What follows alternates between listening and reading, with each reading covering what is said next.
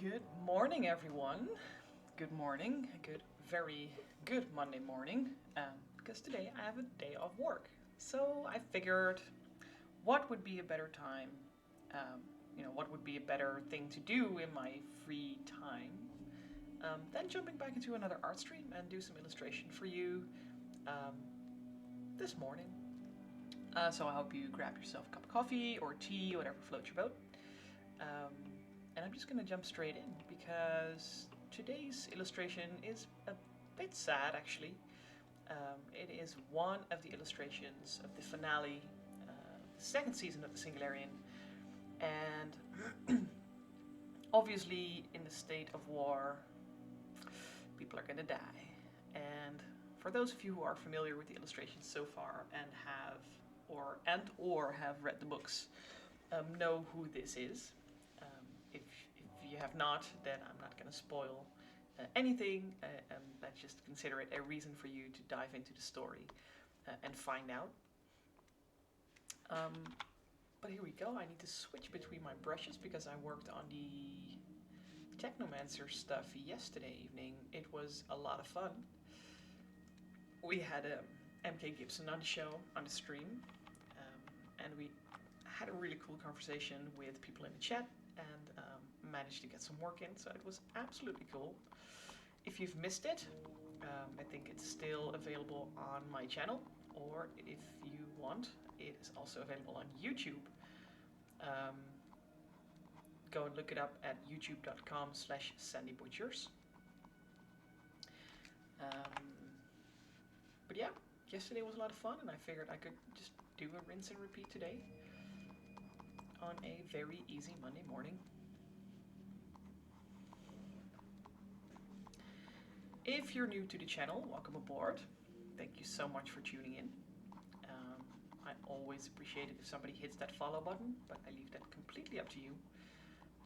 In any case, I hope you enjoyed the stream, and if you have any questions, please feel free to drop them in the chat, because I'm always happy to answer questions. If anything is not working with the audio, let me know. If the music is too loud or you cannot hear me or anything, just drop a little message and I'll look right into it.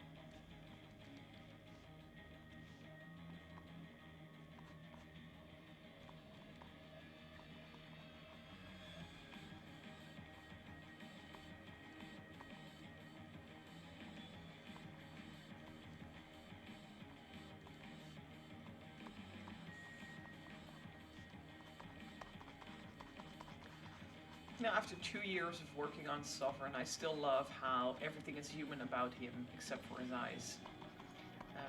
And I love how he made the sort of conscious decision to keep those eyes robotic in order to be recognized for who and what he is.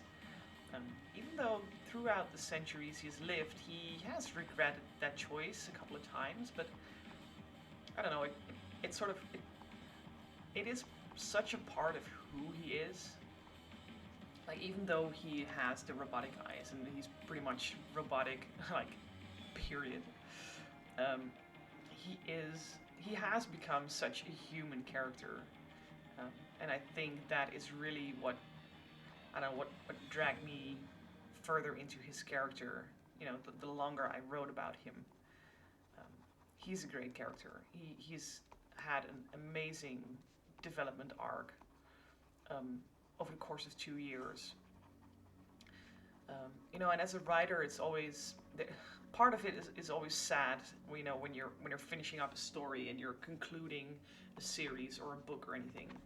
And that's very much the case here as well. Like I am super sad that the Singularian has the finale is here and it's sad, but at the same time it is good. Because for me as a writer and as an artist, it gives me a lot more space to work on something else as well. Rediscover some new, styles to work with. Just do something else for a change.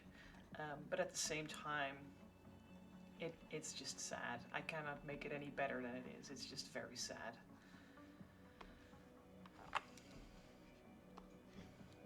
You've worked so hard on this for 2 years. Um, Dedication, devotion, uh, hard work, blood, sweat, and tears, as they say. Um, and then all of a sudden, that's going to be gone. So yeah, here's a happy Monday morning for you. Starting with an illustration of a dying woman and talking about saying goodbye to my favorite project the last 2 years.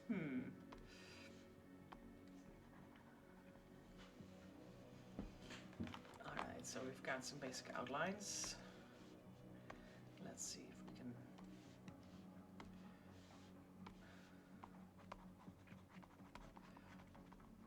put some more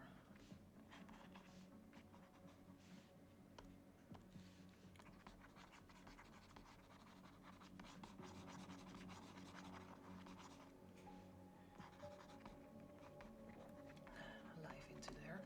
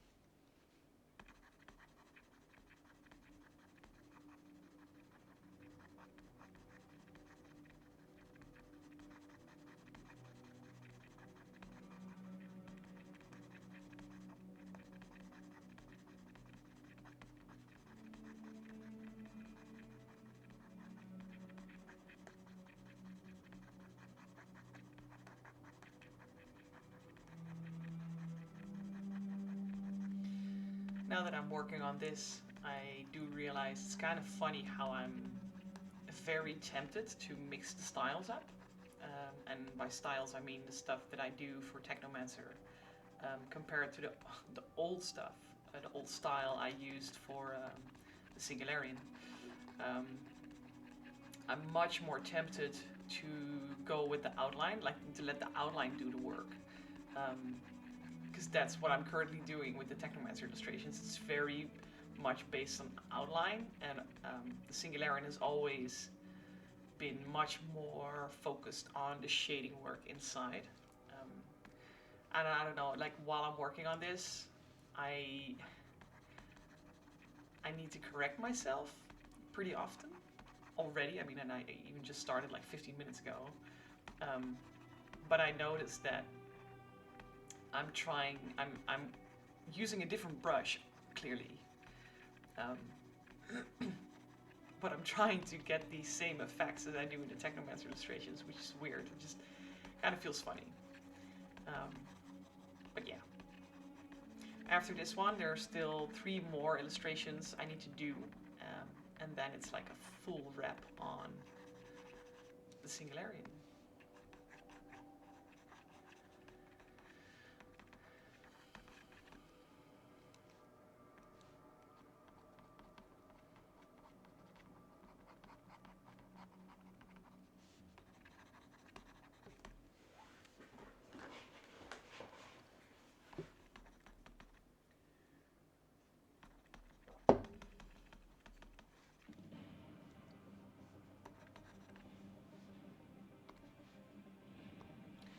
All right.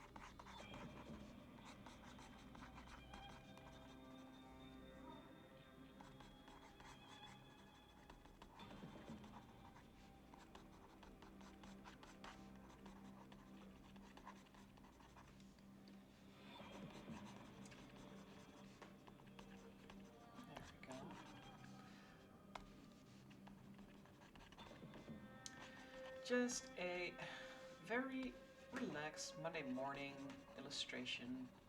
Bit of a sad theme, but well, what can I say? Every good thing comes to an end.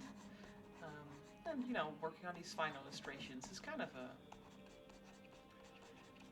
it's a sense of freedom on the horizon, you know? If you're new to the channel, welcome aboard. Feel free to say hi in the chat. Or just make sure you've got some coffee or tea for yourself to sort of kind of enjoy your Monday morning.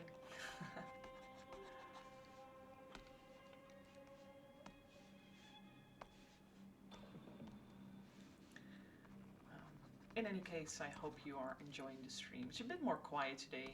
Yesterday was a very busy stream. We had a lot of people in the chat, and we had a lot of fun with the author of the Technomancer books in the stream. It was really cool. But yeah, today is a bit easier. It's just me illustrating. You know, it's kind of what I do. I consider it my job.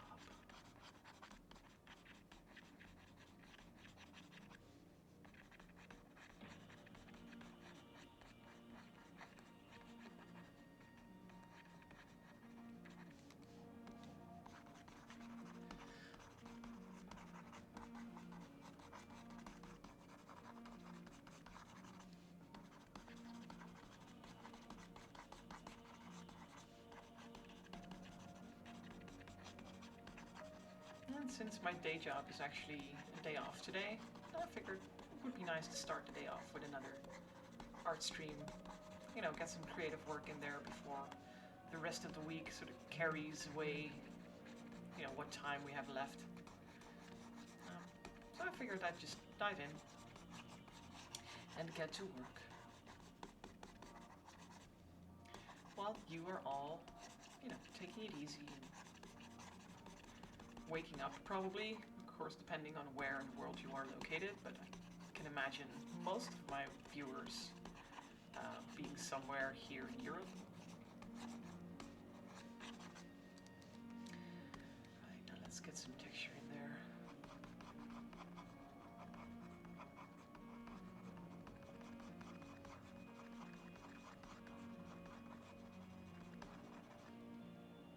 Hey Mercadian! Good morning. How are you doing? Every time I see you pop up in the chat, it puts a smile on my face. Thanks so much for joining me. I'm glad to hear it. How was your weekend? Done any fun things, or...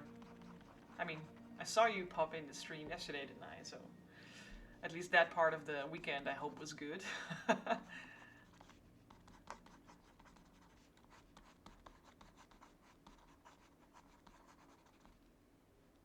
Oh yeah, that's right, you had the D&D going on. Was it any good? Was it fun?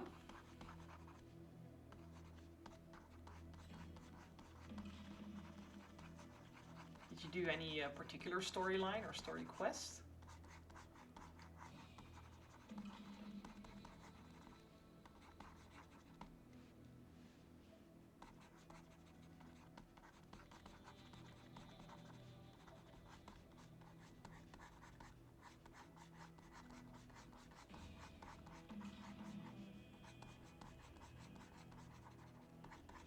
Or what kind of character do you actually play? I could imagine you being a merchant. What's in the name?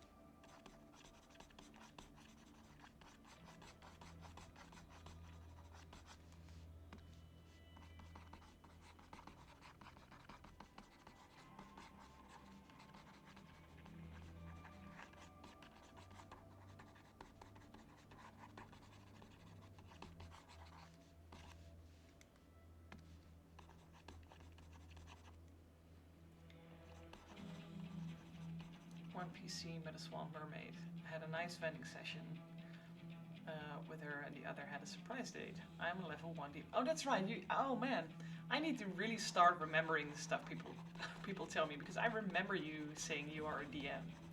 I'm so sorry. Sounds like fun though. Swamp mermaids. Yeah, it's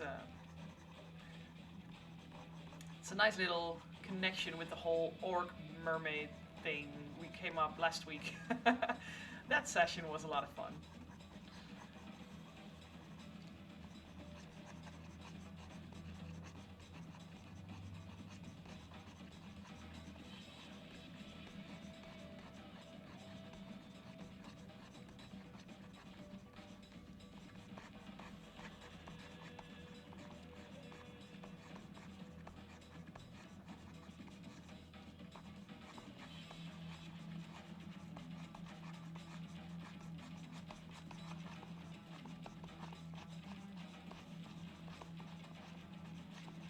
There we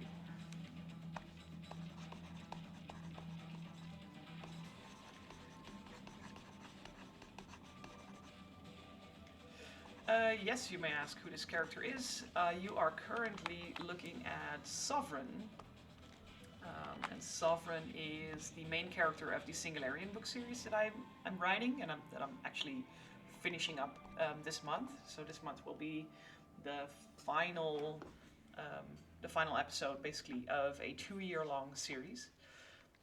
He is a human brain, a human consciousness put into a machine. So he is very much a cyborg.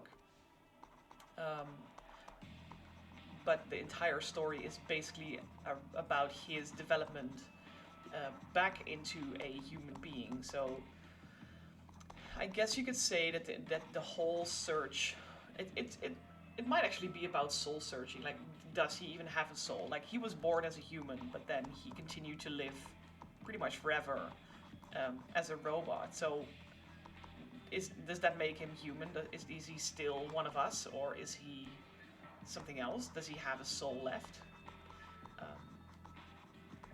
So that's basically his journey, and the current illustration focuses on one of the other characters who sadly is passing. That's the end of her story arc. So there's a couple of sad things going on in this concluding episode, but I think in general the vibe of the series is pretty, well, it's not happy, but it's pretty full of action and stuff to enjoy. A soul in the machine. Yeah, I think that's the question that I'm trying to pose to my readers throughout the book. Like, can a machine carry forth a soul, or is a soul something that you can only have, when you're human, or when you're alive, and is he then still alive, or it kind of goes into the philosophy of what makes us so human. Like, could you still be human if who you are as a person is transferred into a machine? It's yeah. I think, because I've been working on this project for over 2 years. It's now 24 episodes, 2 seasons, 2 full seasons. And the journey has been really interesting because there are a lot of ethical issues revolving around, okay, so what needs to be done to put someone in a machine, and at the same time there's, of course, the antagonist who does not really work with machines, but who works with gene splicing, so he's basically turning people into monsters for the sake of longevity. So is that okay? And once these people are sort of let loose into the world, they are super powerful beings, and are we allowed to punish them for what they are? Like, do they deserve a place among us, humans? Or there are a lot of questions that I'm looking into in this series, and yeah, it's a bit less lighthearted than stuff like Technomancer, the series that I've been working on in streams a couple of times now before this one. But I do think it is one of my most valuable projects as both an author and an artist.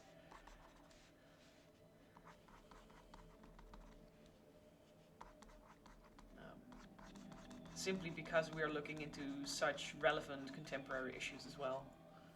A bit like Deus Ex. You know what? It is actually very much like Deus Ex. Deus Ex really explores what rights do you still have left if you replace yourself with, all kinds of machine parts. Um, and I think the Singularian picks that up as well. Like, what rights do you still have? Do humans have the right to hate your guts because you're different? Um, and it might not even be by your own choice. Like you may have been born or sort of bred in a way even. Um, but does that make you worth less? And what if these people go rogue and they start killing because of what they are, because of instincts that are bred into them? What can we do? Do we have the right to sort of kill them? Do we have the right to um, put them in prison or put them into camps even? So yeah, I do agree that it's very much like Deus Ex. Um, and of course I draw a lot of inspiration from there as well. I love the Deus Ex story. Especially, since Human Revolution and Mankind Divided. Those games, the stories of that, it's awesome.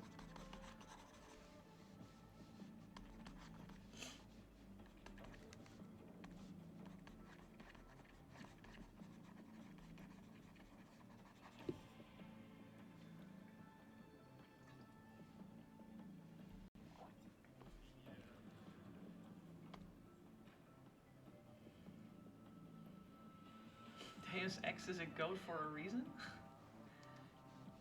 I'm not quite sure what you mean. I feel like I'm missing a pun or something. I'm sorry, it's Monday for me too.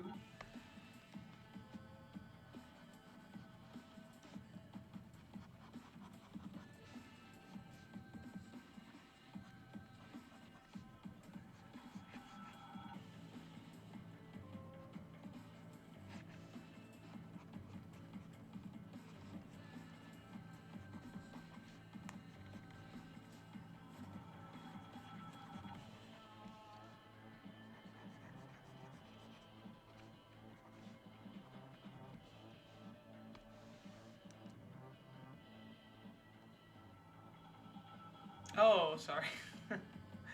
Greatest of all time. Yeah, I agree. There's a lot of complaints about how the last two Deus Ex games were set up. Um, Mainly because Square Enix did a really shitty job at, you know, keeping a hold of what gold they had. The game was really good, but it didn't. Initially it didn't sell so good. Um, it became a cult classic afterwards, but by then Square Enix had already sort of, left it behind and decided not to do anything with it anymore, which is a big shame if you'd ask me. Um, but the storytelling in these games is absolutely fantastic.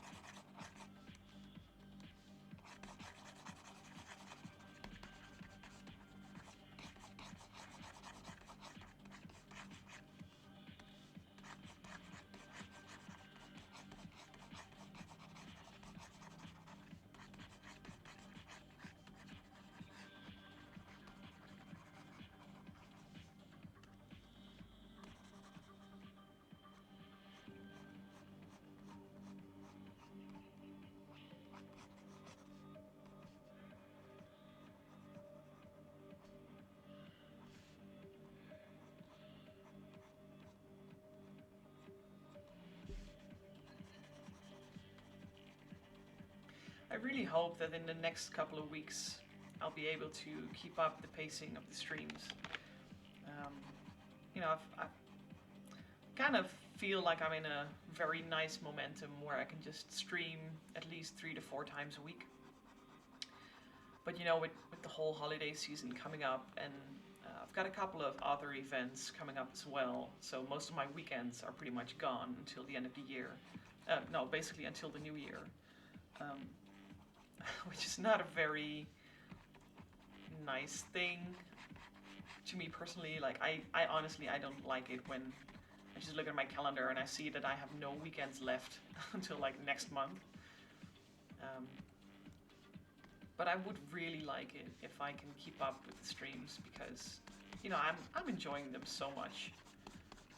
It's so cool to have people check in and just you know watch the artwork come to life while I work on it. And just have a nice little chat while I'm working. I don't know. There's something cool about that.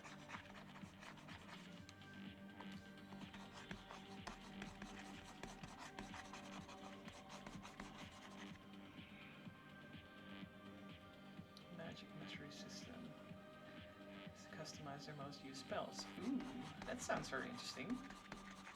So during the game, they are allowed to adjust stuff.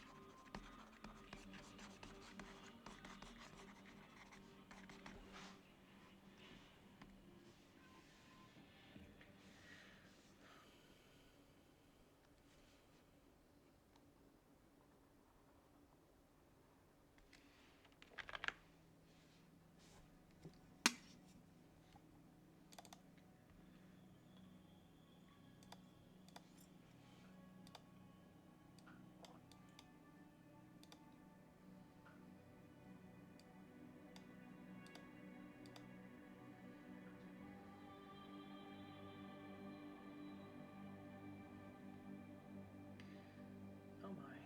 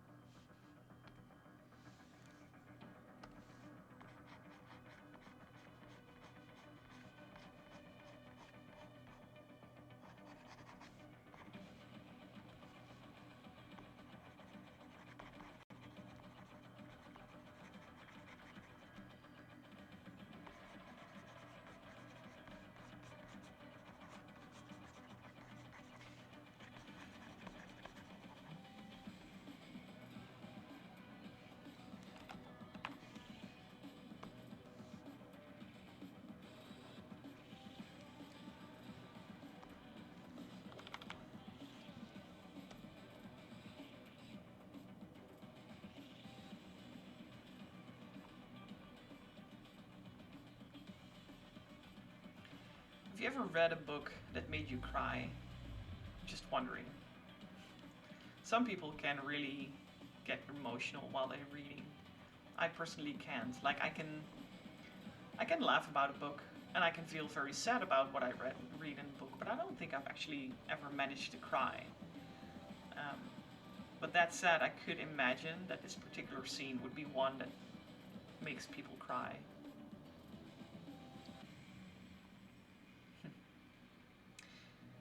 They get a mastery point with each level. Point can be invested in one of their top 3 spells. One enhancement costs 1 point. Second one 2, last one 3. An enhancement, for example, is the ability for mage hands to conjure up snowballs of any firmness and throw them at a target. You know what? I freaking like that. It kind of gives an extra dimension to, you know, it gives a feeling of learning throughout the game. Like your mage can get better by using their own skills, if that makes sense. Am I saying that right? Like you're not depending on the very first roll of your character when you created it. There's like development in there as you go.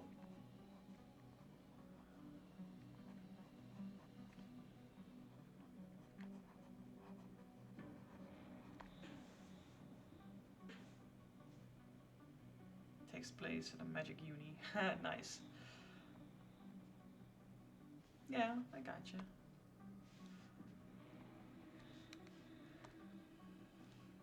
I kind of get the feeling of the TV show The Magicians. I don't know if you know that one, but it's also like one of those magic-oriented unis.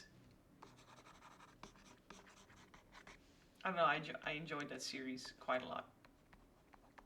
Even though the couple of first seasons were very cheap, there was a lot of fun in there.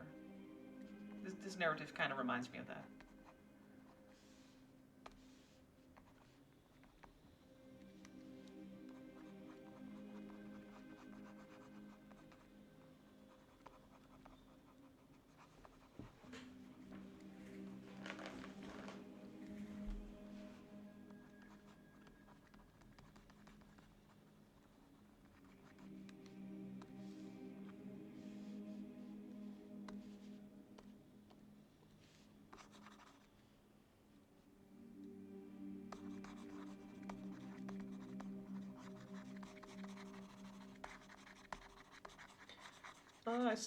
I still have the old Nightbot thing from yesterday active. Oops.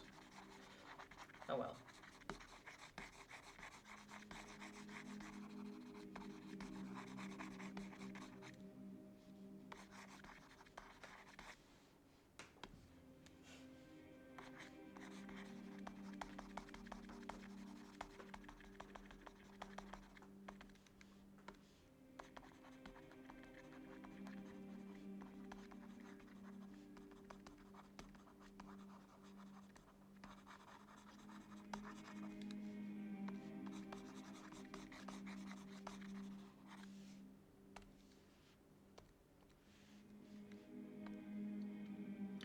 Just found it silly that everyone would cast the spells in the same way.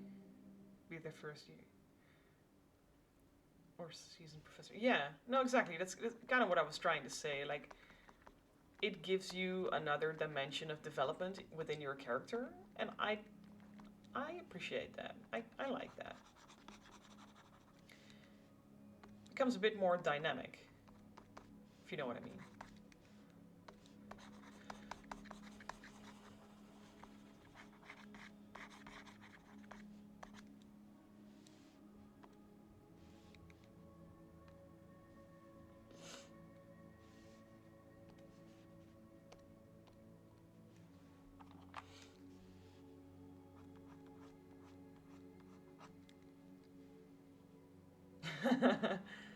Yeah, that's always. Well, I've got my fingers crossed for you. Shouldn't be that bad, should it? Nah.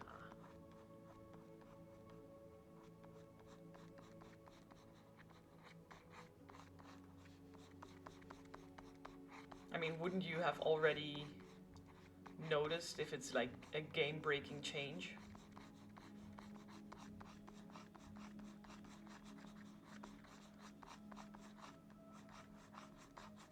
I think you find that out pretty quickly, right? I mean, if as soon as a couple of people have used the ability, I think it would be clear if it works or not.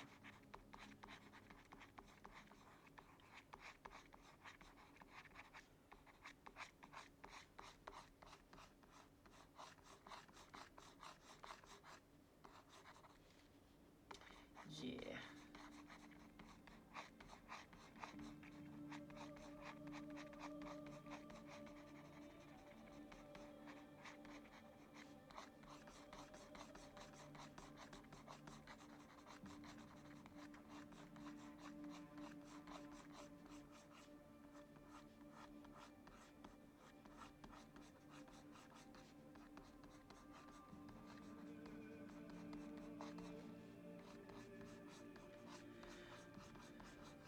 Just putting in some very rough outlines right now, by the way.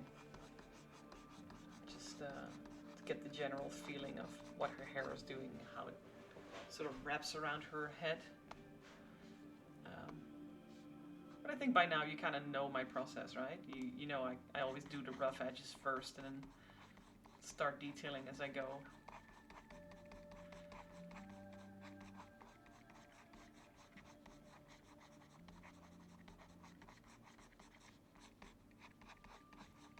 It's actually that part of the process that I had to really get used to at some point. Because I really had to learn that nothing is beautiful from the start, or nothing looks good from the start, and you have to work for it. And when I was still very, well, when I was young, like when I just started with art, I would always want my stuff to look good, like from the first moment my pencil would touch the paper. And I would always be disappointed because it never did. And just looking at how I'm working right now, it's like I make it pretty ugly when I start, and then as I continue, it starts to take shape, which is literally the opposite of what I was afraid of when I just started out. It's kind of cool how these things develop.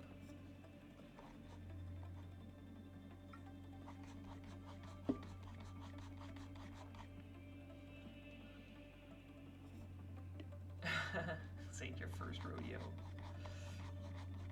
Nah, I figured. You sound like you know what you're doing.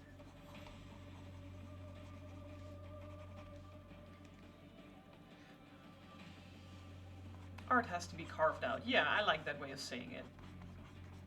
You need to work for it. Art is not something that is just, computer generated. This is, again, something interesting. This morning I got a message from a very good friend of mine. She is a writer and she makes her own art as well. And she said to me, look, it's driving me nuts that whenever I get onto things like Instagram or whatever social media, I am just being bombarded with people who call themselves artists, while all they do is use Midjourney, to put in a prompt and to have a computer generate their artwork for them. And just for like a second, we talked about how depressing that is as an artist when you see the whole world being swallowed up by stuff like computer generated art, knowing that there were artists, real people, putting in a lot of time and effort to create their styles, to create their artwork, and a computer just picks it up. It is very disheartening, really. I agreed with that. And that's also kind of why I said, like, at this point, I really enjoy putting my art up on stuff like Twitch, because this is where you see the process of something being made. There is no artificial intelligence behind what I'm doing here. You see me watch the work. You see me carve out, the illustration, like you just said. And for me, it puts so much more value in the stuff that I make. Not necessarily because I want to prove that I'm the real thing, that I do this by myself, but it just so that other people can share in the fun and hopefully even learn something from it by, the wicked ways that I do things, because everybody finds their own way of doing things in the end.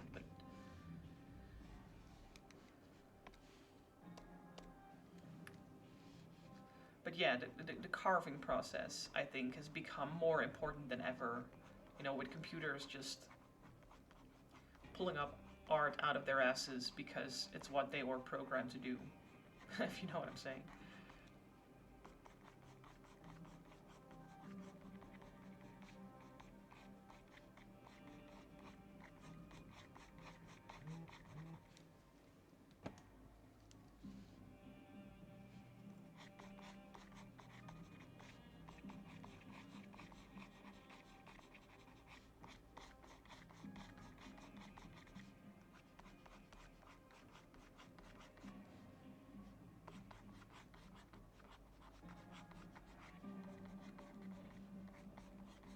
I'm just curious, what's your take on stuff like Midjourney and AI art, or should I like quote that?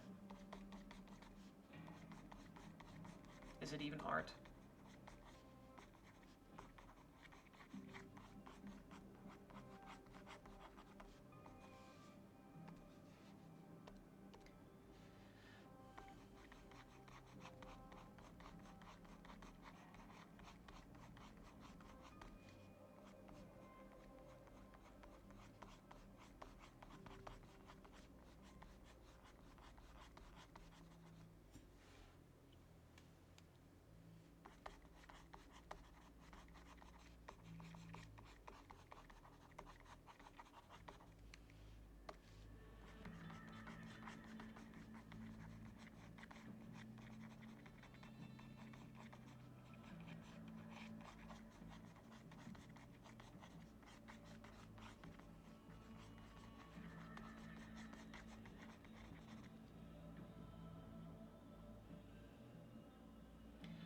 Yeah, AI algorithms would make for a terrific D&D doomsday device that sucks creativity out of the world and destroys the weave. The root of all magic by doing so. Yep, yep. And you know what? The most horrific thing about that is that it's actually happening. It is draining artists, both figuratively and literally. It's draining artists of their art because it basically just absorbs whatever it can find on the internet, and it just shamelessly uses it for its own purpose. And at the same time, it drains artists in a more mental way because it just, like I said, it's so demotivating to see a thing come up with art based on your own stuff. Yeah, it's pretty doomsday. Like, this is how you create Skynet. And saying that out loud makes me realize that that is now the third or fourth time I've said this in a week's in the time of a week, because I don't know if I said that, like, I went to an immersive tech event last Tuesday, and I spent a full half hour, like a full 30 minutes, talking to an AI system, like an AI bartender, at the Quantum Bar, and it was seriously weird to have a normal conversation with a damn computer. And it was just like how you talk to basically anyone. It was the weirdest thing. Like, the computer heard me and it processed my voice and it processed what I said and it turned it into an answer. And of course, I cannot resist and start asking existential questions at that point. But even then, it still maintained it maintained the conversation, which was insane. It was fun, but yeah, like I said, that's how you create Skynet. Which is kind of scary in a way.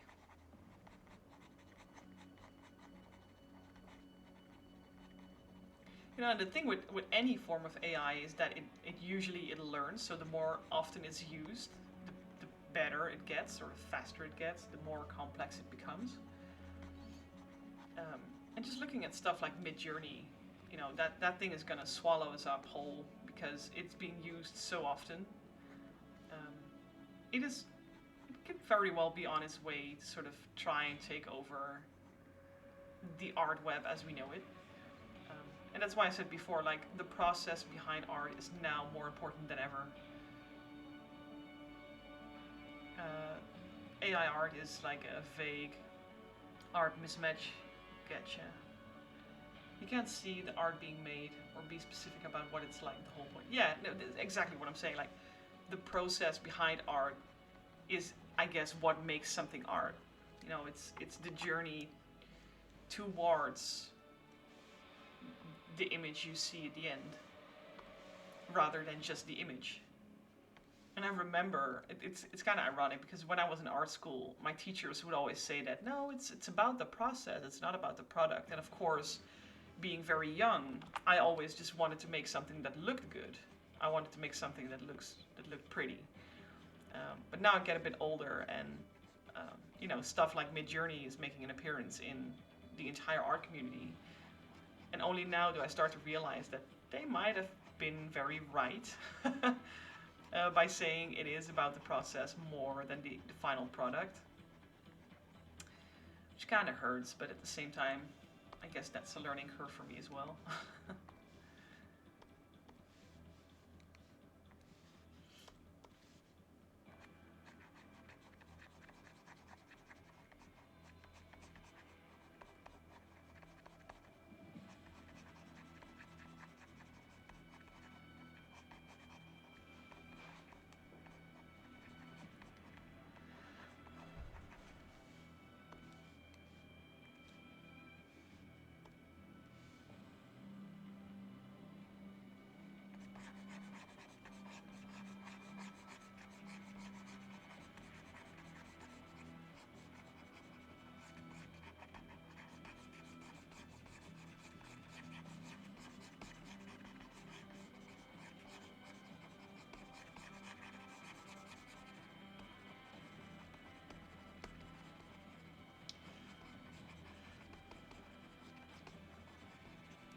Can I just ask, are the music settings any good this time? I've been struggling a lot to get the balance between voice and music right. Is it any good?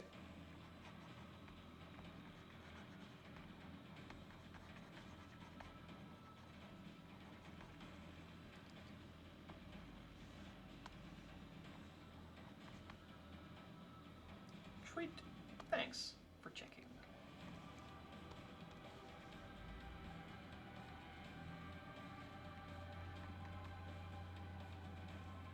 Yeah, there might still be some background noise because we still got the construction workers up and running outside, but... And this microphone is just so super sensitive. But yeah.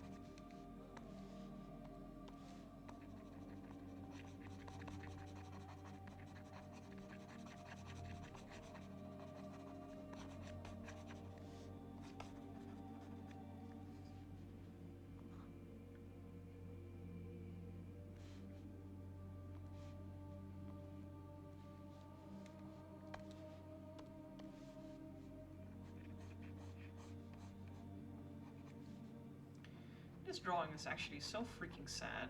And now, especially with this music. It's very sad.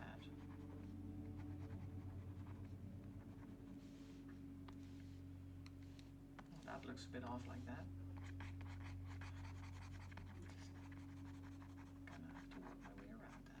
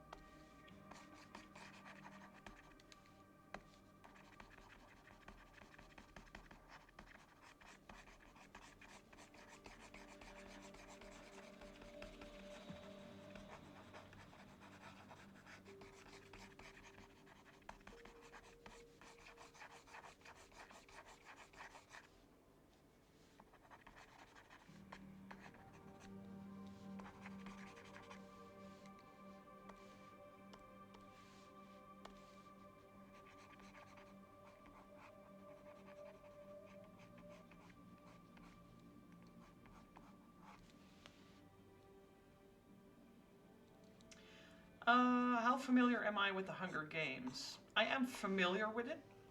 I started to read the first book pretty long time ago.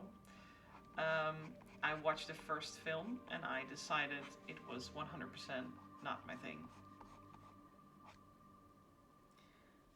So yeah, I do know it, and I'm familiar with the style and with the story. I just did not like the movie, and I don't know. It's yeah, it's just not my thing.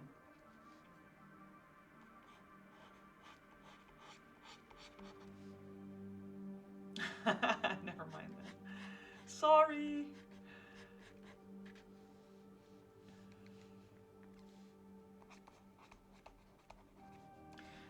Does anything remind you of that, or was just conversation material?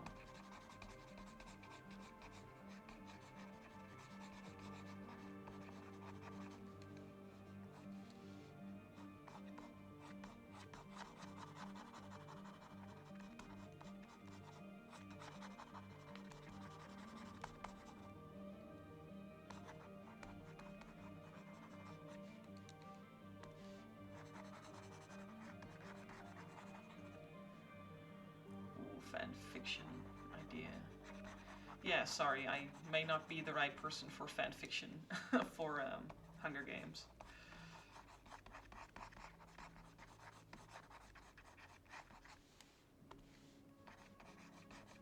And again, I'm still pretty seriously considering, uh, diving into the whole orc, walrus, mermaid construction thing at some point.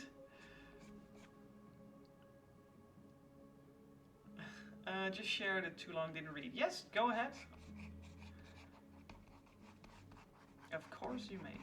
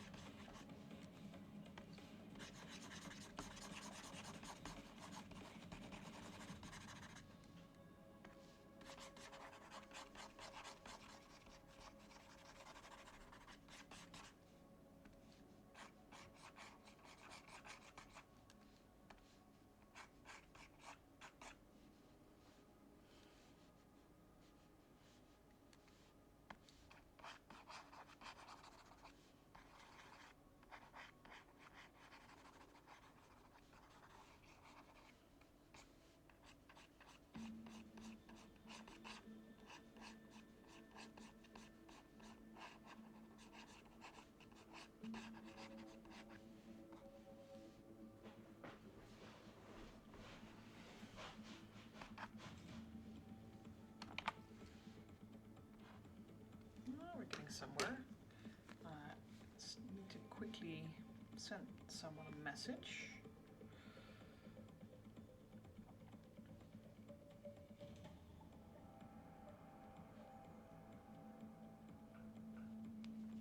There we go.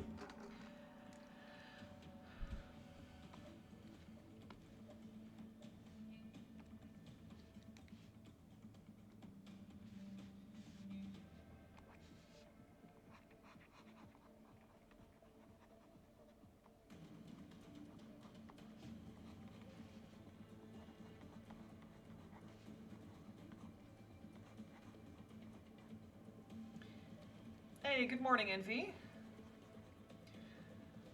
Lurk away. Thanks so much for tuning in. I really appreciate that.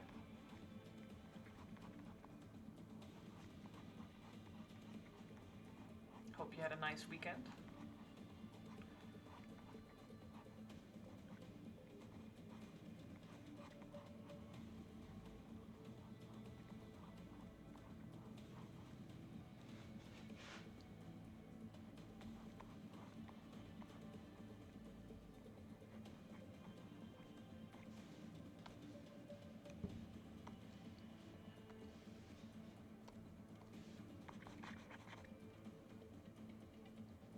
Oh, dude, I'm so sorry to hear that. Um, well, I kind of feel terrible saying this. I actually had a really good weekend, but yeah. Well, I hope your week is going to be better than your weekend then, if that sucked so hard.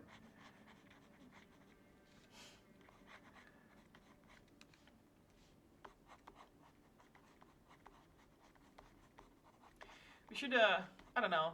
If you want, we can jump into the game at some point, whatever, today, tomorrow. If you want to, like, need to vent on some stuff, if you want. Play some Destiny 2, shoot stuff up, and just complain about the weekend for a bit. Reading back Mercadian Katniss. That's her father, older sister. Order to spare little brother from the reapings. Mercadian, that sounds like some pretty solid fanfiction going on there. And Envy, yeah, new content out tomorrow. You know what? I really can't wait. Are you in our clan already? Or like, are you still in another clan? I'm kind of lost track on who is in ours. No, you're not. Ah, shit. Well, if you want, I mean, we are setting up some teams, like some fire teams, just go through story missions. If you want, I mean, I don't know how much of a solo player you are, but there are always, pretty much always, people available, you know, to join you in fire teams if you want to go through new content with other people.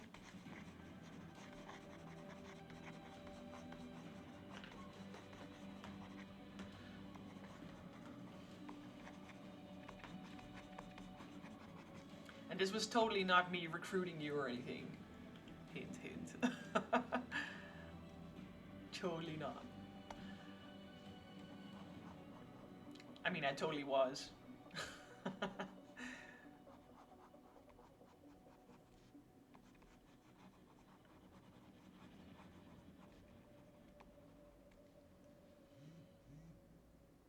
Made up of friends. At the beginning, everyone in the clan was part of it because they knew me. Ah, yeah. Sounds like a pretty active clan then, though.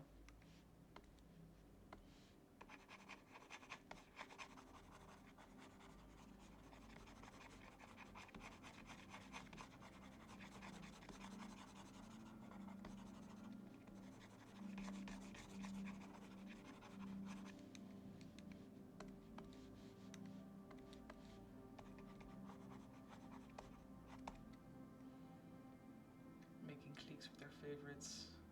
Oh. Sure, no worries.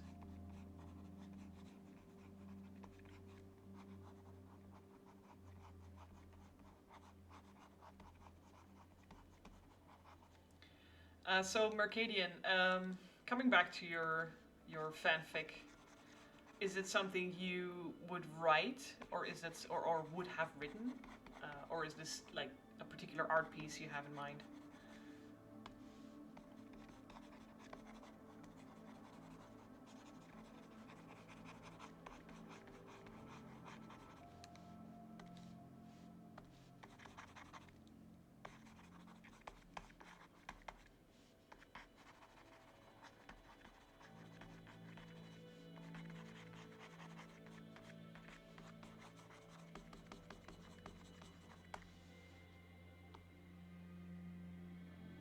Still thinking about writing someday.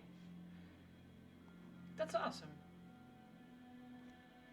You know, the thing with writing is that Don't think about it too much. Just write it. Start writing. It's the only way you're gonna get there. I can only encourage you on that one.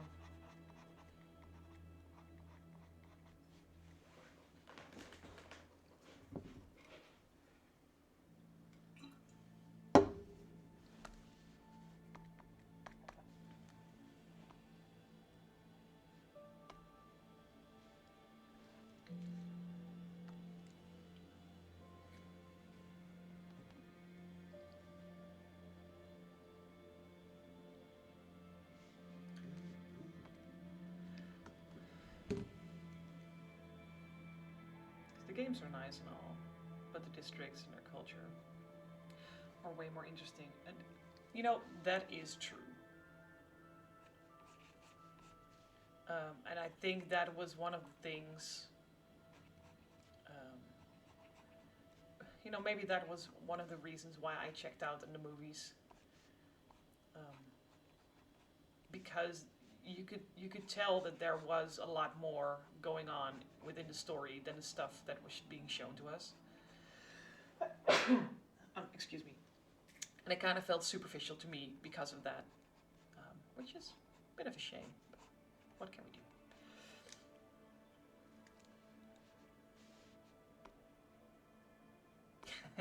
Thank you. Hey, Envy. So, Envy, are you considering leaving your clan then? Or is it just like you're comfortable where you are, even though you're phased out a bit?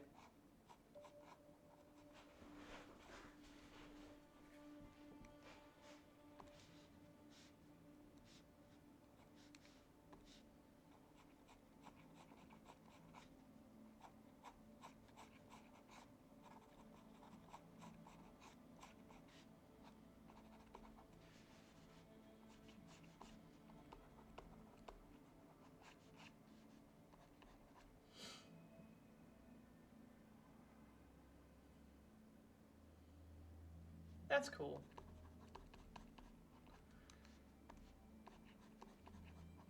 Yeah.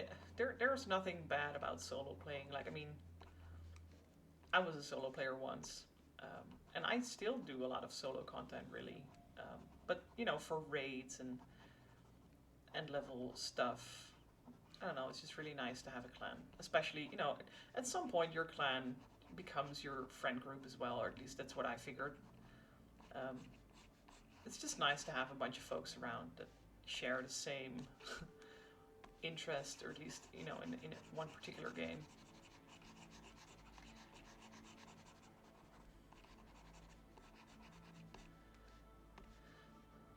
But yeah, if you ever find yourself wanting to make a switch,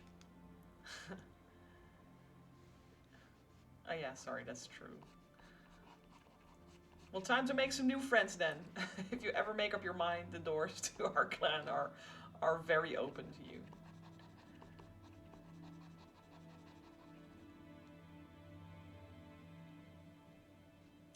Yeah, you should.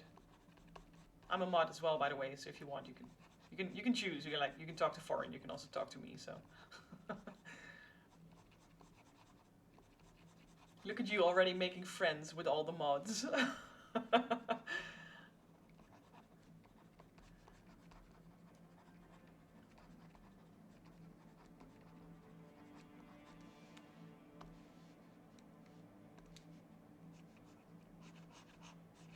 That's how it's done. I'm just kidding.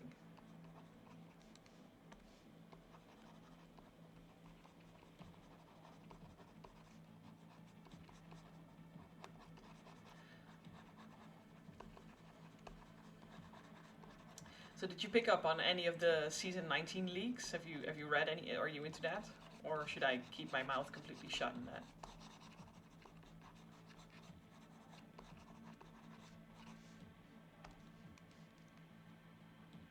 Cool. I'll keep my mouth shut then.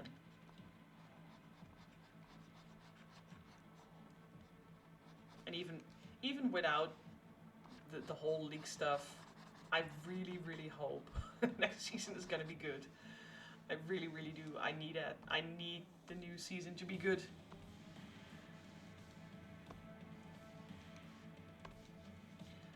So I'm really looking forward to tomorrow.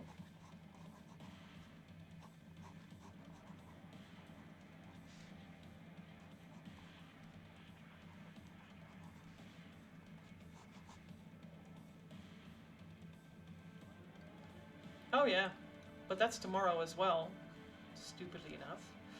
I think it was 2 hours before the launch they were going to release the trailer and hope everyone's going to be hyped enough to then just immediately dive in. Yeah. It's awful. I really don't like that new strategy of marketing stuff. They are just starving people and then giving them a carrot right before actual dinner. I don't know. It's so weird. You know, you, we'll mess up and release it early. Wouldn't that be nice? They did that last time, didn't they? And then Bungie sort of jumped in, was like, okay, all right, here it is, and they did like an early release. Sometimes this studio.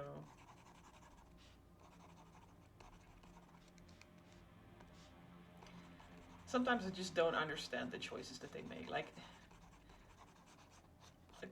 4 or 5 seasons ago, like last year basically, they would release the trailers about a week or 2 weeks in advance, and everybody would be completely hyped about, um, what was going to come. And now there's just silence and frustration and people not knowing and people having nothing to look forward to.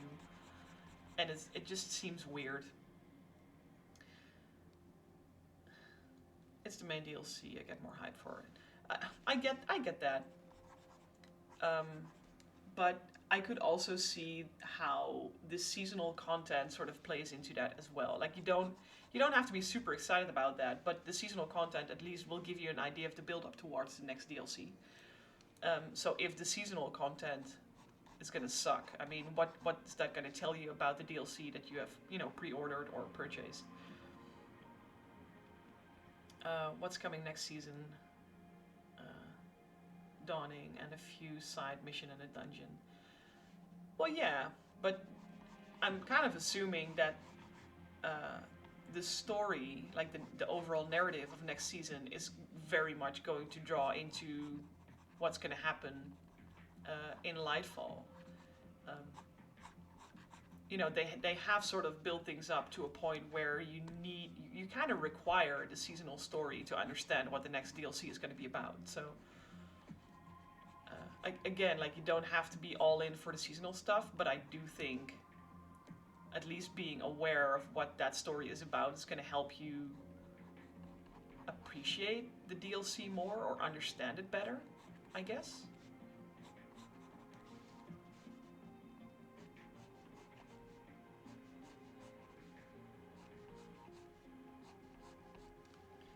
But I may be biased. Like I 100% love the idea of playing a new episode of your favorite TV show basically every week. Um, I really do like the format. The problem is though that they have 16-week seasons and they only feed us 6 to 7 weeks of content, which is just not enough. Um, and the pacing for this particular season, so Season of Plunder, it was off so badly that it feels like we've been doing a 6-month season in 16 weeks. Hey, Link is tuned in. Hello, sir. How are you doing? And thanks so much for tuning in. We were just having a conversation about the new season for Destiny. I did see someone be all like, why are they making weapons bad with airborne effectiveness? I pointed out to them that in Lightfall we are literally becoming Spider-Man and will be in the air for 99% of the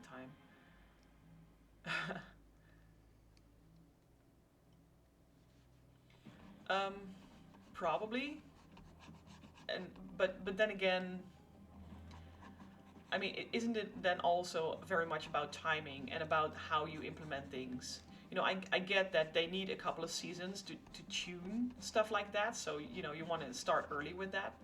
But then at least I feel like they should do more with the feedback that they're getting. Um, because I think there's not a single content creator out there that said, "Oh, airborne effectiveness, that is like the best, the best thing that has happened to Destiny in the last, what's it been, 7, 8 years." And I do feel like they are missing out on a lot of opportunities at this point.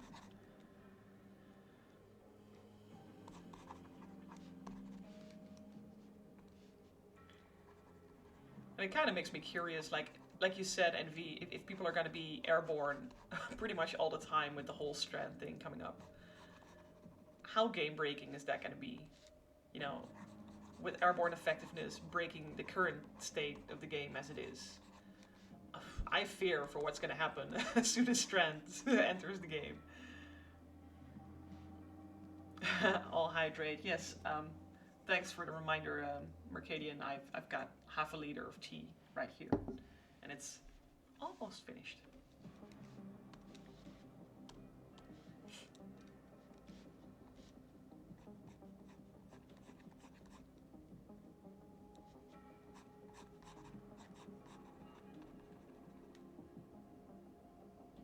No, Bungie, they probably won't play test it.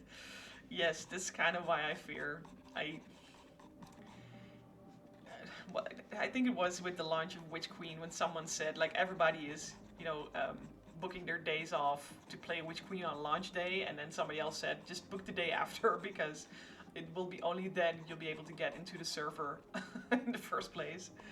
And I think that's gonna be for like the first couple of weeks of that game. It's just gonna be dealing with breaking stuff because of Strand and everything. Also, may I remind a certain someone to stay safe if necessary?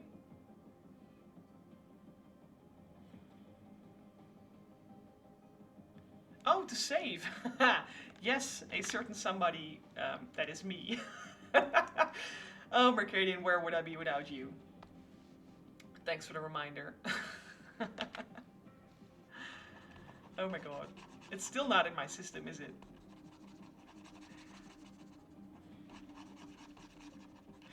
It's stupid because as soon as you work on the actual Adobe Cloud, it does save automatically, but as soon as you work on the hard drive, it does not. And I cannot get myself to switch between, am I working on a cloud or am I working on a hard drive? Still here, but in danger. Yes, I'm in danger of losing all my shit. I don't want that.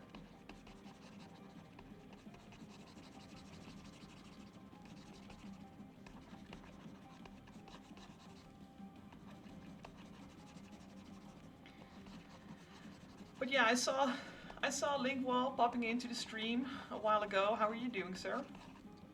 If you're still there. Or maybe you're just lurking around, it's fine too.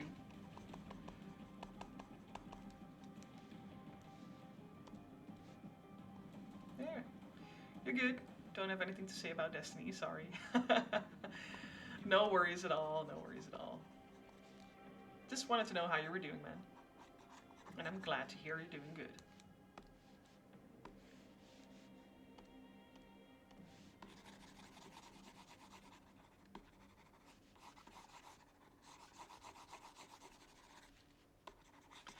Yeah, the subject just came up. I blame Envy. He started this. And that is not true at all, basically. But, oh well. It is an art stream. Sometimes we talk about different things in art.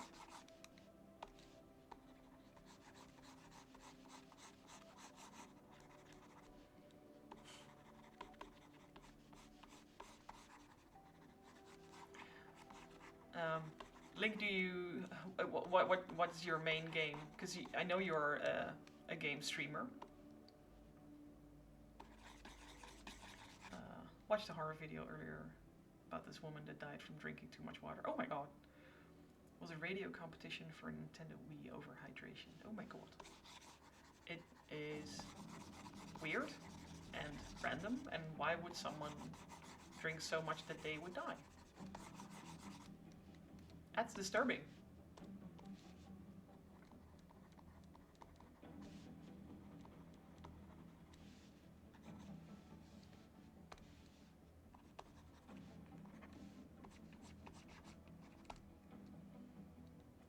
When nitrate becomes dihydrate.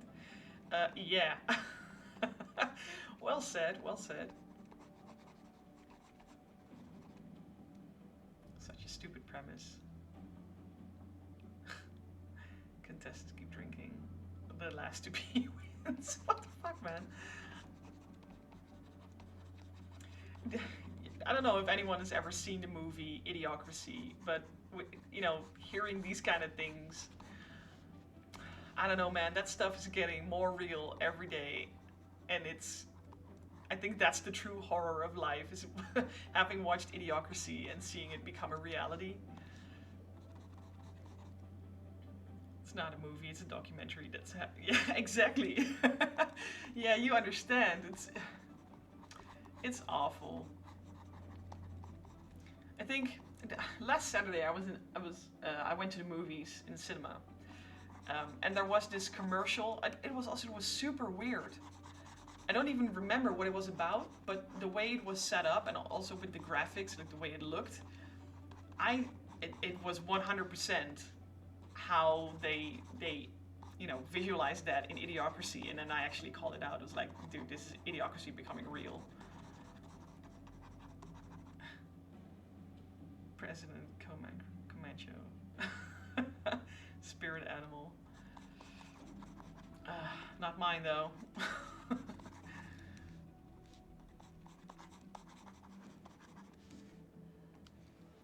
Yeah.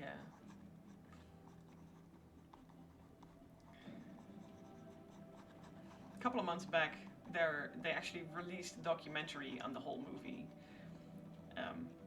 which is kind of ironic if you think about it, because it's a movie that flopped entirely when it was released, and now it became a cult classic. And like you said, it's almost like a documentary that hasn't fully come to be yet. And now we're making documentaries of that sort of documentary. There's a whole paradox around that movie at this point.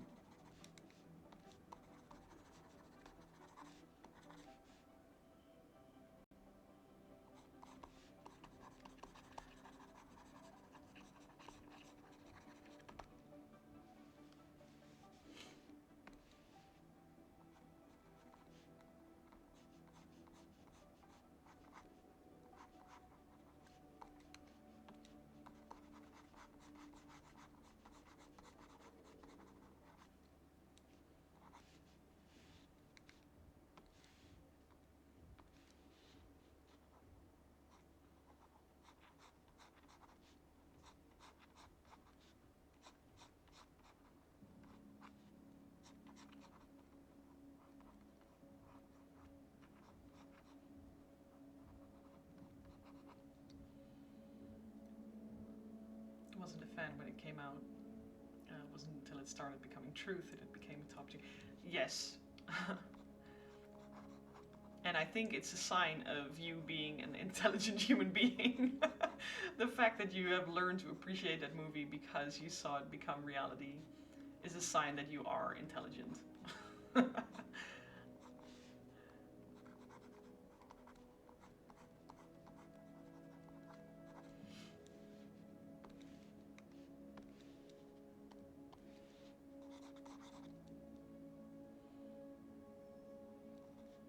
Found it to be a weak role for Luke Wilson, but I guess he saw what I didn't see at the time. Yeah, it probably just started as a fun project, like, something they all chuckled about when they read the script. They were like, well, okay, yeah, sure, I'll play along. And then it turned out to be something a bit more than just shits and giggles.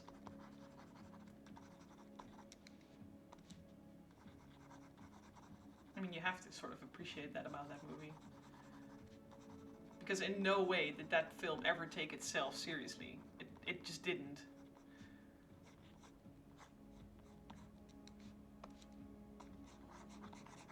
So I could only imagine the initial idea, like the initial pitch was just to make a fun movie and not to show humanity how stupid they were becoming and that we needed to change the world now. Um, but I guess that did turn out to be the message of the entire thing.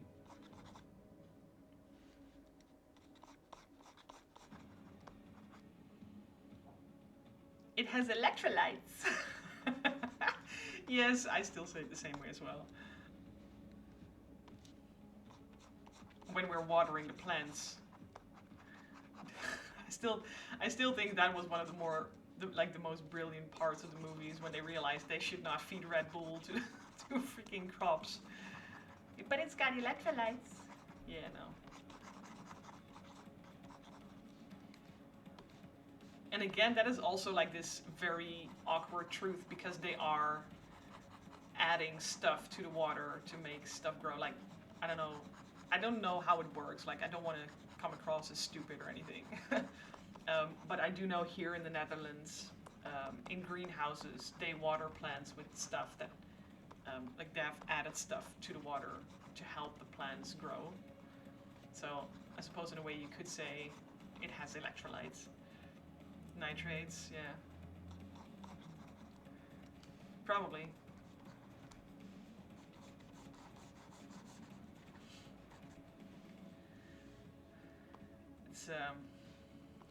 It's quite something, yeah.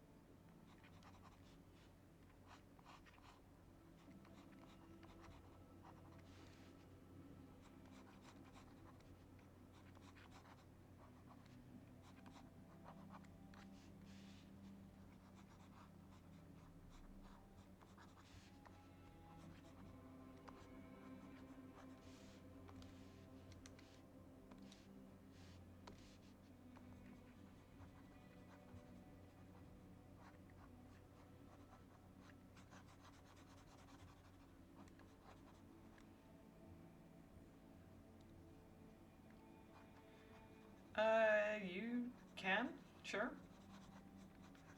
Like a YouTube link or something. I'm not sure if. Oh yes, the opening scene of the movie. You can try to post a link, Mercadian, but I'm not sure if Nightbot is going to be very happy with it. So if it blocks, I will unlock it. Post away.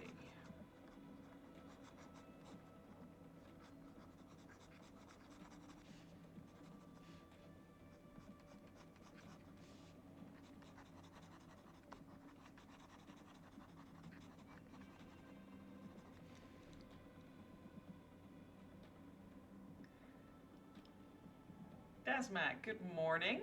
Always weird seeing a face to the voice. It is, yeah. Sometimes the face does not match the voice at all, does it? I hope the contrast isn't too large in what you expected to see and kind of what you heard. Yeah, so Nightbot blocked that one. Click to show. Fair warning, it's long. Also, Desmac, welcome aboard. I don't know if this is your first time on the stream or just the first time in chat, but welcome, and I hope you enjoy watching the work. Ah, fellow Warlock. I'm very confused now. I feel like I know you, or I should know you. Have we played together before? Are we in the same clan? I have so many questions.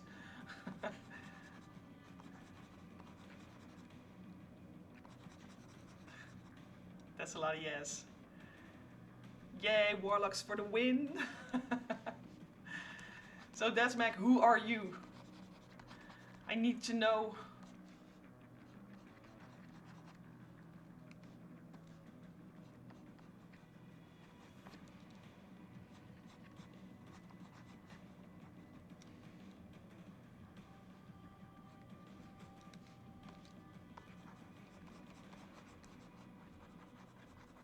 I'm tempted to think you're a ghost.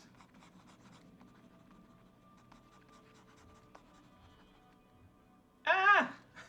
Jin! Dude, how on earth did you find me on Twitch? Everyone I know plays to the point all my recommended channels are Destiny 2 now. Right? Everybody's like, Jin, welcome aboard.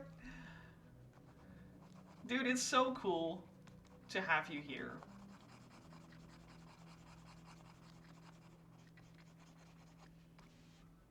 I do think it's funny that you said it's weird to see a face to the voice, because we have seen pictures of each other before, so you kind of knew what I look like. I'm confused now.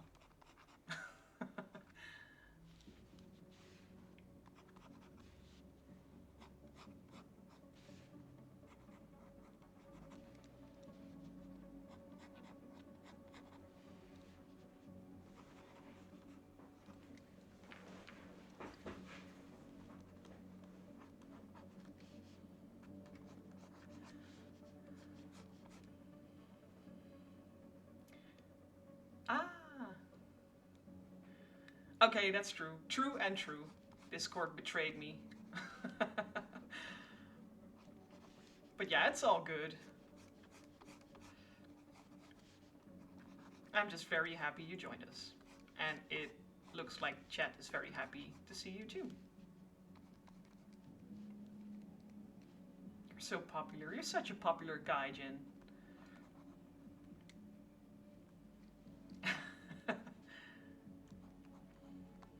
Envy is the guy who played with us during the Master King's Fall raid. Yep.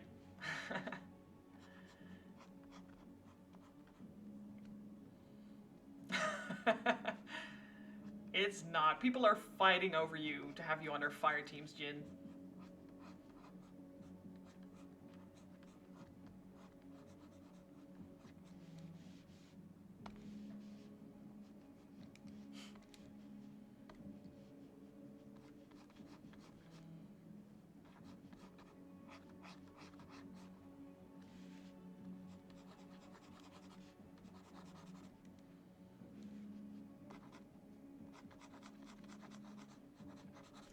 I'm really annoyed by how my Nightbot is still showing the old messages. Need to fix that. Let's see. Oops, timers. Enable. There we go.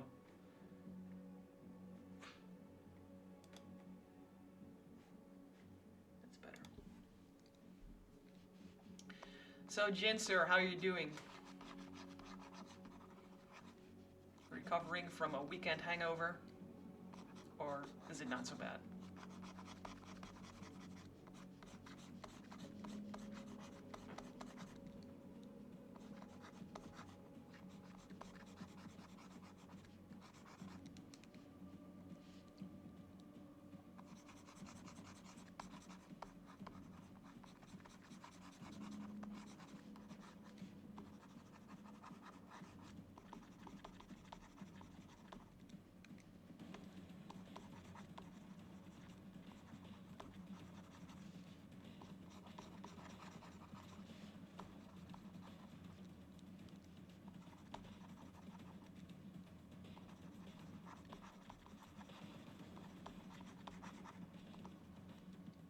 bad. No hangover. All the Christmas market walking. Getting all my supplies for the new season purchased. You mean like bounty hoarding?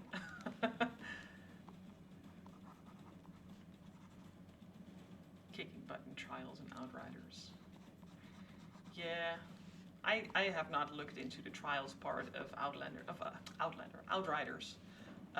Simply because the DLC is still crazy expensive, on computer at least. So I kind of envy you there.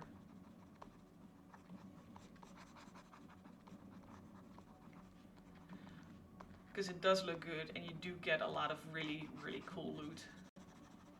Which makes me jealous every time you show me your new stuff.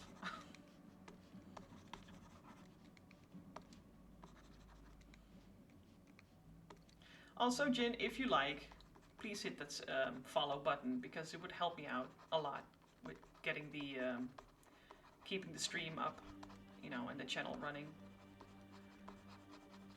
There's no have to, but I would sure as hell appreciate it if you did.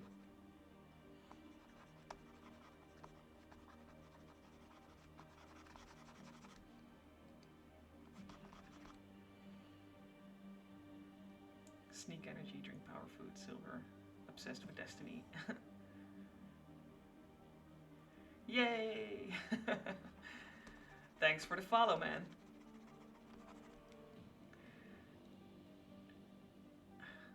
Obsessed, hadn't realized. Hadn't yet, my bad. Ah, no worries. But yeah, it's Outriders is cool. Like Outriders is a very nice filler material for when Destiny, you know, misses the mark. We had some fun with Foreign State in there when we started the story mission.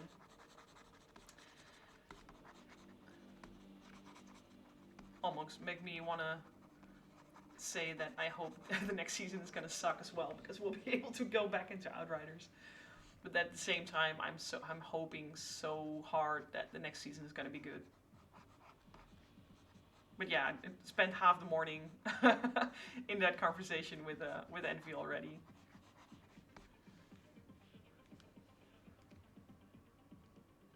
Exactly, fingers crossed. And yes, the Horde mode in Outriders is fantastic. I do agree.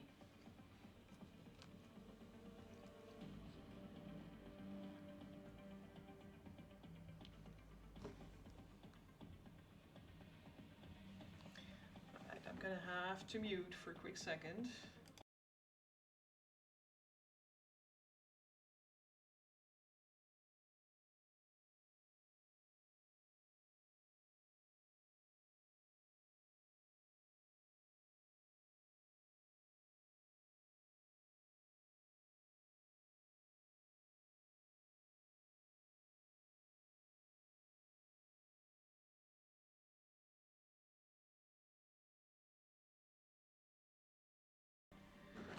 Alright.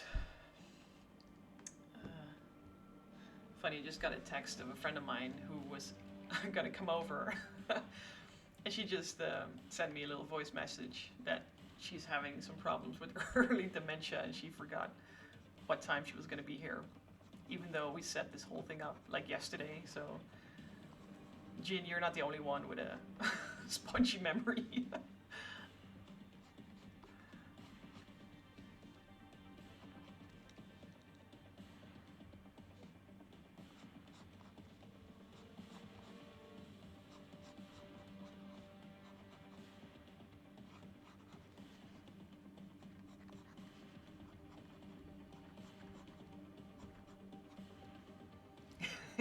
It's a mood. Yeah, by now it kind of is, isn't it?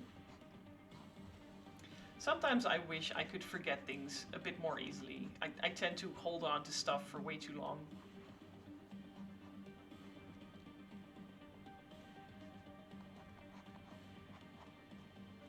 Also, my Nightbot needs to calm its tatas. Jesus, it's spamming. Can I block my Nightbot for spamming? Can I do that? Need to get these timers.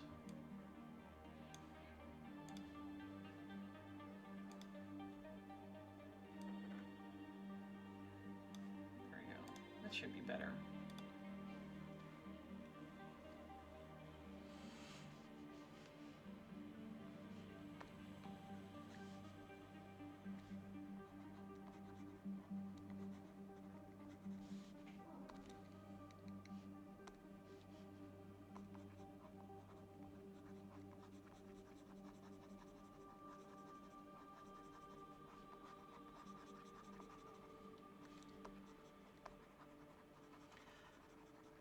So, Jin, you are reading through the Singularian, like the first season. How far along were you? Last time I remember you saying about the Ladies of the Lunar Order. Did you manage to read some more afterwards, or?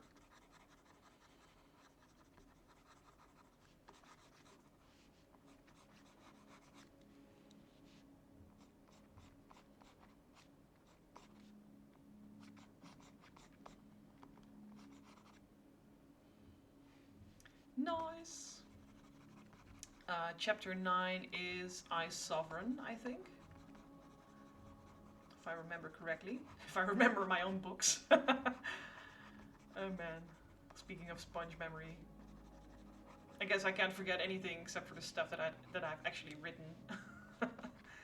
The irony.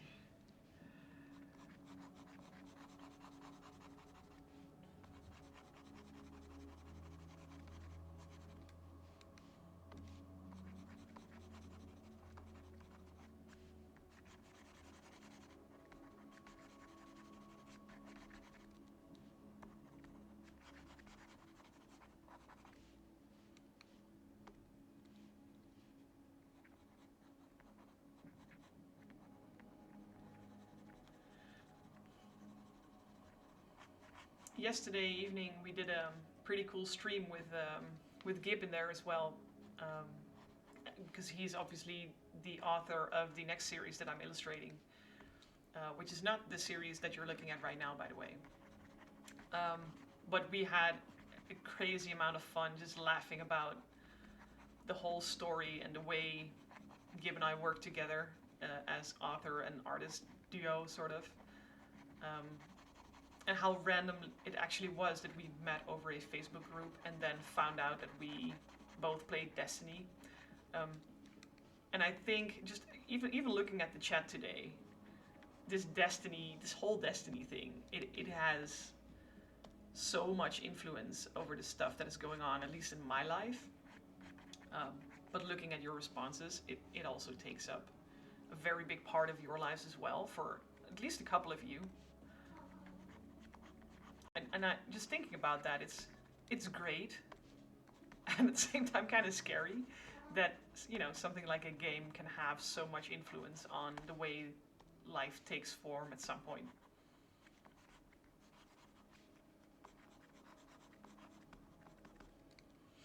I can appreciate that.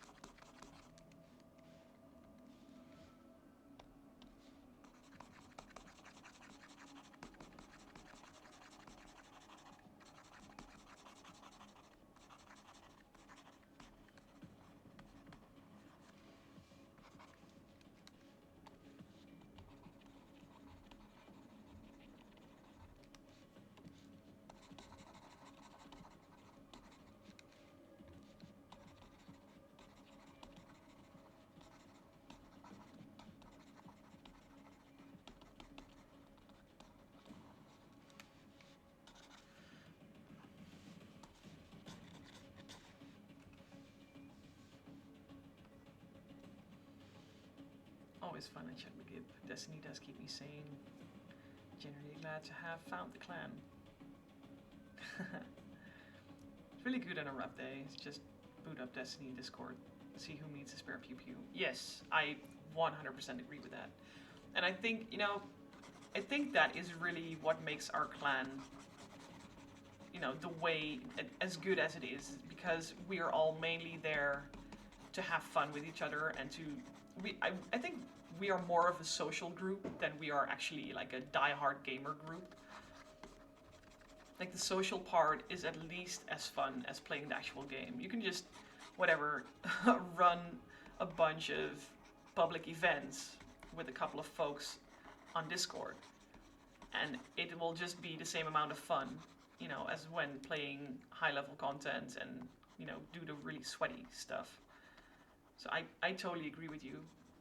Totally see where you're coming from.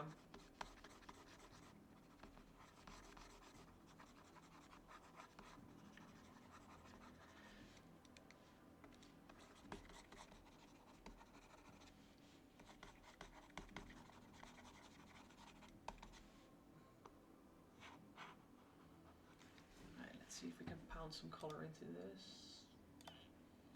Maybe first give that a little bit of a lens blur.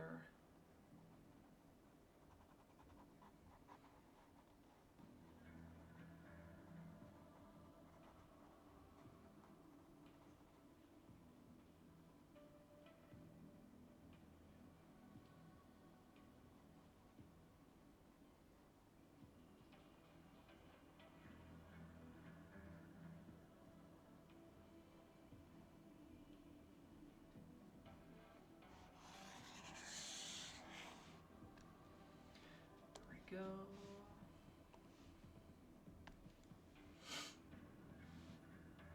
Oh God. Could that be? Could work. Let's try it again.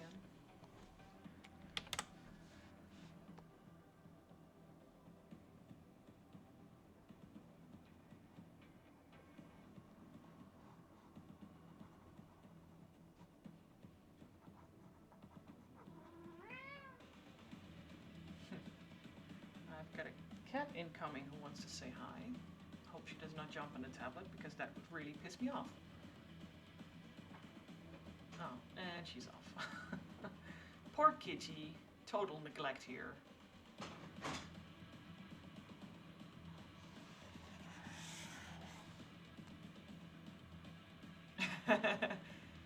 Kitties, yeah. That's, that emoji is actually exactly what she looks like. A little fat blob of a cat. There she goes.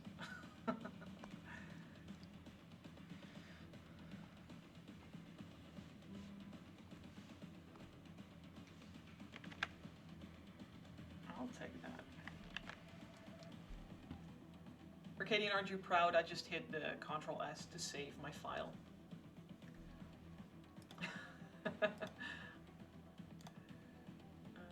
Let's see. Oh shit, that was already in the right folder.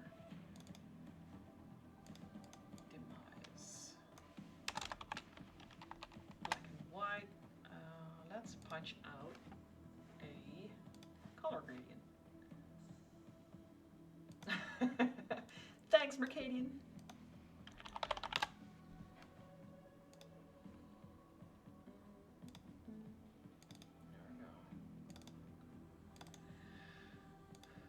See if I can pump something out.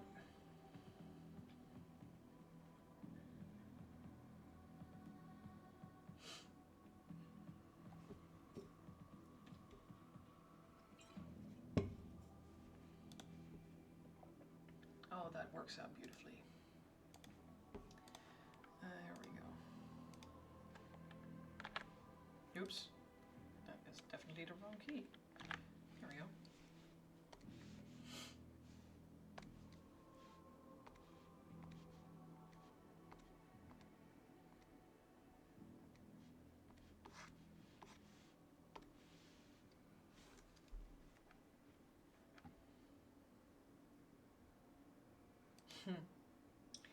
Thanks.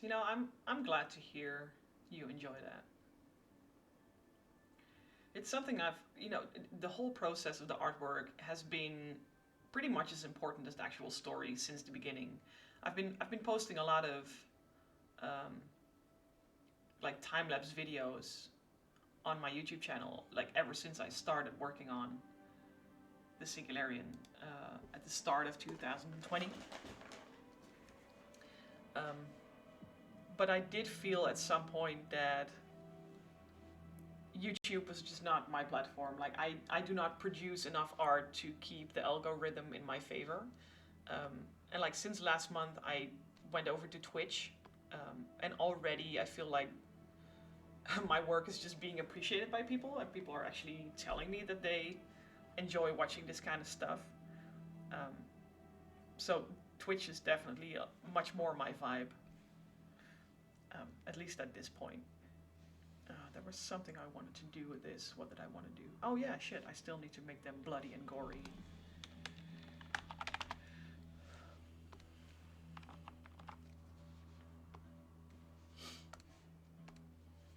One cannot forget the blood. Ink. This one? No.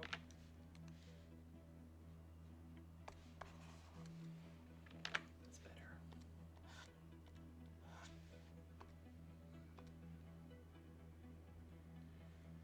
Is a ravenous 1000 mod being? Yes.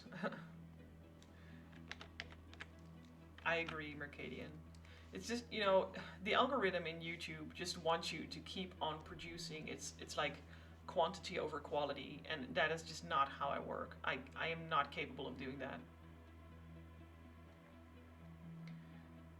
I want my work to be good, and I want my work to be, you know, I want to work whenever I want to work, because if I'm not inspired to make anything, all I'm going to produce is just crap. Which then you will not enjoy watching because it's shit. And YouTube is horrible in cutting that down, like in just punishing you for not producing. And Twitch is just a lot less in your face, pain in the ass with that. Like, produce whenever you want to produce, that's fine. It's a lot more based on your own network anyway.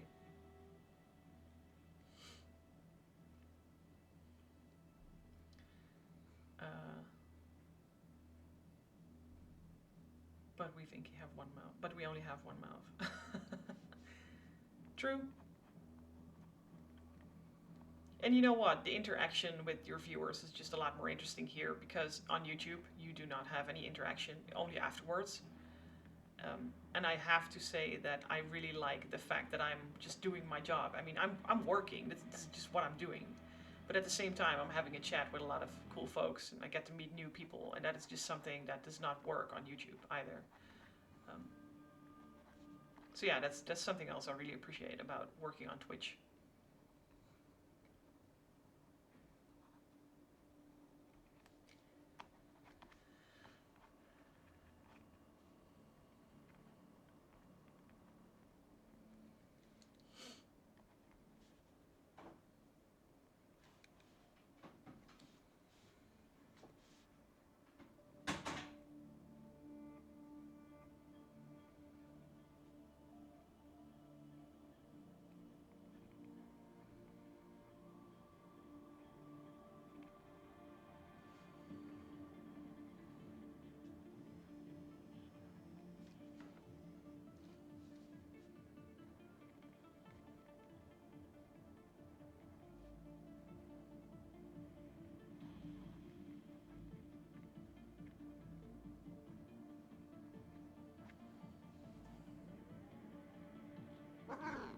Oh, there's a kitty saying hi.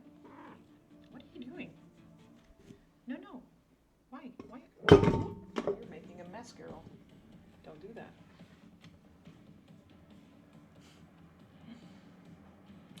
that.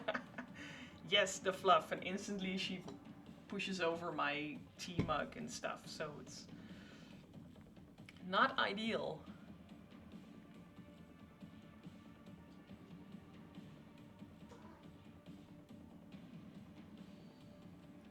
Kittyzilla. Yeah, she is a big chunk.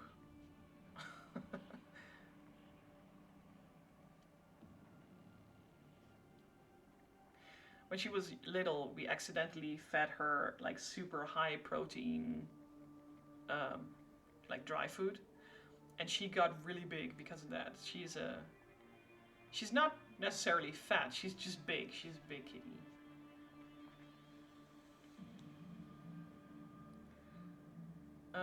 Why they are so full of forbidden ketchup?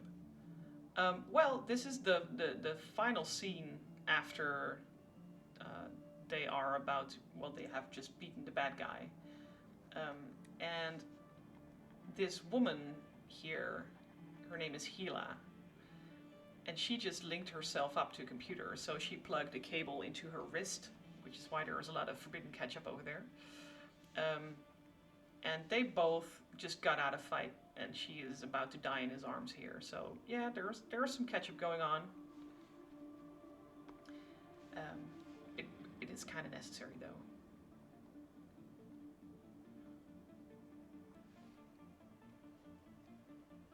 Yeah. The final chapters of a book are never that much fun. You know, there's always bad stuff happening. But I do, like, if I can spoil just a little bit, it's not going to necessarily be a happy ending, but I do think it is a good ending.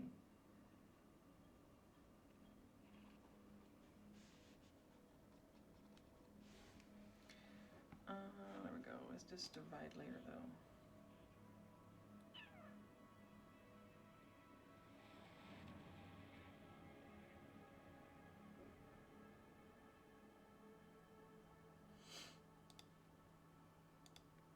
Oh, that's way too red. Is it melancholic? Yes. Yes and no. Like, all the pieces just sort of come together at the end. And it all makes sense.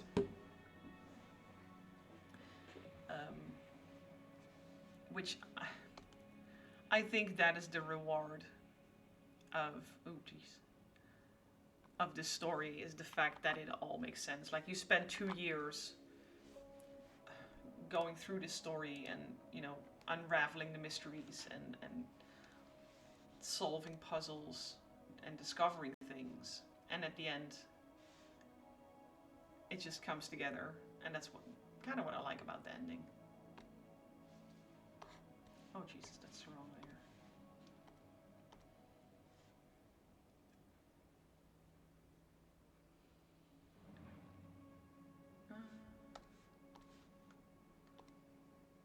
Good story reflects life. It does not always go happy.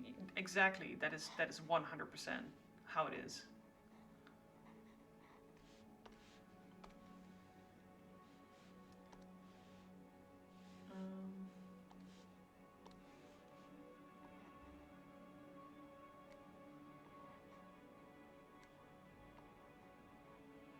You know, and the fact that, like, Hela here, she's dying, but she's not dying miserably. I mean, yes, she is hurt, but she is very much at peace with it. So, yes, it's melancholic, and in some wicked way, it might even be a happy end, for her at least, even though everybody else is very sad to see her go.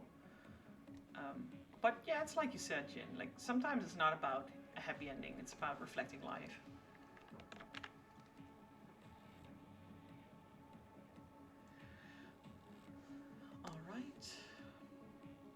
Save my work. Important things first. Oh, Jesus, what did I just do? Let's do C. And then there should be the PDF version to put in the book.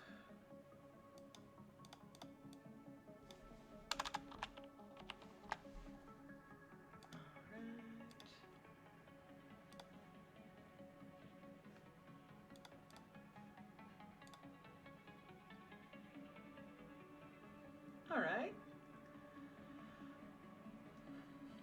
I think that's it for today's illustration. What do you guys think of it? Is it good? Is it moi, mediocre, okay, acceptable? What do you think? What does chat think about this?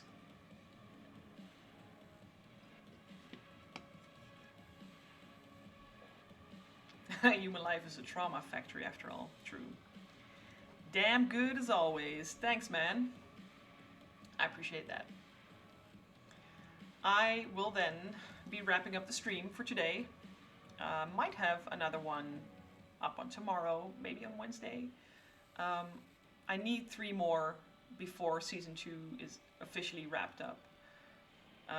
So I'm hoping to get that done this week, like before the weekend, because I will not be on this weekend. I've got a really cool, pretty big author convention going on this current weekend, like next Saturday and Sunday. And then the Saturday after, I was again invited for another author convention, and also talk about my art. So I don't have any weekends left until the new year. So I need to get all my work done during weekdays. But yeah, that's not a complaint. Toodles and have fun. Yeah, thanks so much for tuning in. And that's for everyone, of course. Thanks so much. And thanks for the follow, Jin. I appreciate it. Hope to see you guys around soon. Bye.